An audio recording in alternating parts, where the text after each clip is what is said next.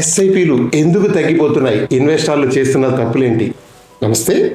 మన దేశంలో mutual fund గురించి ఒక నినాదం బాగా వినిపిస్తుంది. అదే మ్యూచువల్ ఫండ్ సహీ హై. అవును, భారతీయులు ఇప్పుడు నెలకు 30,000 కోట్లకు పైన ఎస్ఐపిల ద్వారా ఇన్వెస్ట్ చేస్తున్నారు. కానీ మీకు ఒక షాకింగ్ నిజం తెలుసా? మన దేశంలో మొదలయ్యే ప్రతి 100 ఎస్ఐపిలో దాదాపు 75 ఎస్ఐపిస్ మధ్యలోనే ఆగిపోతున్నాయి. డబ్బు లోపలికి ఎంత వేగంగా క్యాపిటల్ మార్కెట్ లోకి వస్తుందో అంతే వేగంగా బయటకు వెళ్ళిపోతోంది. అసలు ఇన్వెస్టర్లు ఎందుకు భయపడుతున్నారు? ఎస్ఐపిలను ఎందుకు ఆపేస్తున్నారు? దీనివల్ల మీ వెల్త్ క్రియేషన్ ఎలా దెబ్బతింటుంది? ఒక ఎక్స్పర్ట్ చెప్పిన విశ్లేషణలు ఈ రోజు వీడియోలో తెలుసుకుందాం. ఎస్ఐపి అనేది డబుల్ ఎడ్జ్ సోర్డ్.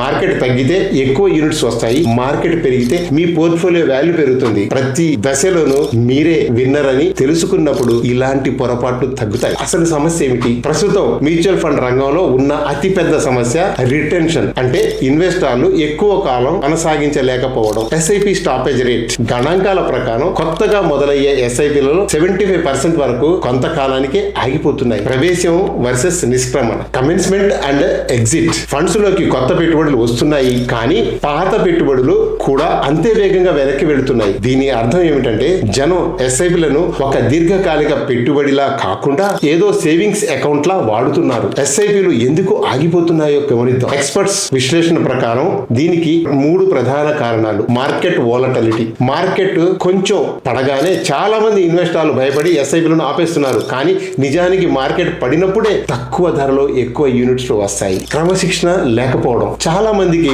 స్పష్టమైన ఫైనాన్షియల్ గోల్ ఉండదు. ఏదైనా అవసరం రాగానే ముందుగా ఎస్ఐపి డబ్బులనే తీసేస్తున్నారు. అవగాహన లోపం. ఎస్ఐపి అంటే కేవలం డబ్బు దాచుకోవడం కాదు, అది కాంపౌండింగ్ మాయాజాలం.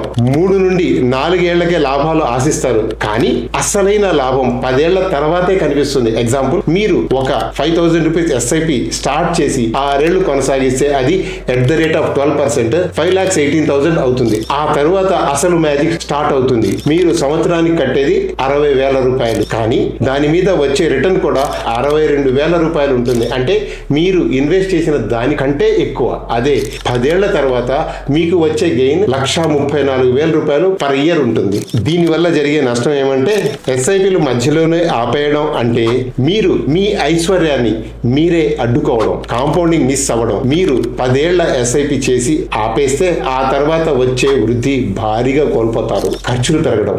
మళ్ళీ ఎప్పుడో మార్కెట్ పెరిగినప్పుడు మొదలు పెడితే మీరు ఎక్కువ ధరలో హై ఎన్ఏవి దగ్గర యూనిట్లు కొనాల్సి వస్తుంది. లక్ష్యాలు నెరవేరకపోవడం. పిల్లల చదువులు లేదా రిటైర్మెంట్ కోసం అనుకున్న కార్పస్ ఎప్పటికీ పూర్తి కాదు. దీనికి మరి పరిష్కారం ఏమిటి? ఇన్వెస్టర్లు ఏం చేయాలి? మరి ఈ డెట్ ట్రాప్ లేదా ఇన్వెస్ట్మెంట్ ఫెయిల్యూర్ నుండి బయటపడడం ఎలా? లక్ష్యంతో కూడిన పెట్టుబడి. ప్రతి ఎస్ఐపికి ఒక పేరు పెట్టండి. ఉదాహరణకు కూతురి పెళ్లి, కొత్త ఇల్లు. అప్పుడు దానిని ఆపడానికి మనసు రాదు. 6 నెలల ఎమర్జెన్సీ ఫండ్. ఏదైనా అత్యవసర పరిస్థితి వస్తే ఎస్ఐపిలను ఆపకుండా ఉండడానికి విడిగా కొంత డబ్బును ఎమర్జెన్సీ ఫండ్ గా ఉంచుకోండి. మార్కెట్ పతనాన్ని అవకాశంగా తీసుకోండి.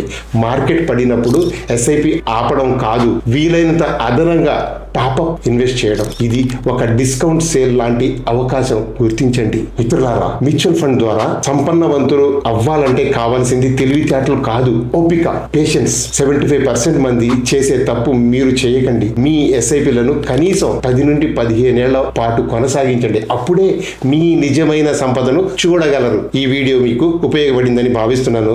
ఇలాంటి మరిన్ని ఫైనాన్షియల్ అప్డేట్స్ కోసం మా ఛానల్ని ఇప్పుడే సబ్స్క్రైబ్ చేసుకోండి. మీ అభిప్రాయాలను కామెంట్స్ రూపంలో తెలియచేయండి. ధన్యవాదములు. జై హింద్, జై భారత్.